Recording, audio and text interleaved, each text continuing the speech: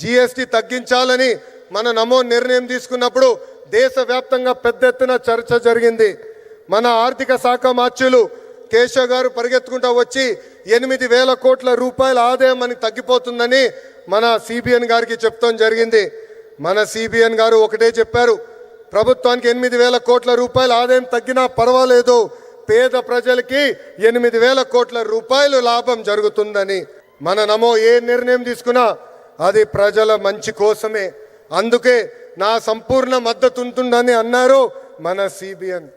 కేంద్రంలో మన నమో, రాష్ట్రంలో మన సిబిఎన్.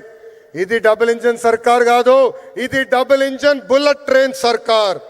మన నమో సహకారంతో విశాఖ ఉక్కుని కాపాడుకున్నాం, విశాఖ రైల్వే జోన్ని ఏర్పాటు చేసుకున్నాం, పోలవరం పనులు పరిగెత్తిస్తున్నాం, అమరావతి పనులు కూడా జెట్ స్పీడ్లో జరుగుతుంది.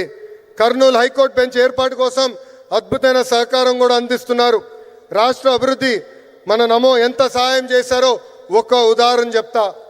ఆర్సిలర్ మిత్తల్ స్టీల్ ప్లాంట్ రాష్ట్రంలో ఏర్పాటు చేయాలని నేను వాళ్ళని కోరాను.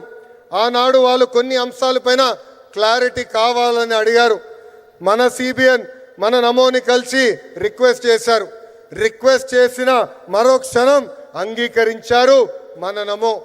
దీనివల్ల దేశంలోనే అతిపెద్ద స్టీల్ ప్లాంట్ మన రాష్ట్రానికి వచ్చింది. దీనికి కారణం డబుల్ ఇంజన్ బుల్లెట్ ట్రైన్ సర్కార్. Google, space city, drone city, Kopparthi industrial node, Orvakal industrial node, bulk drug park.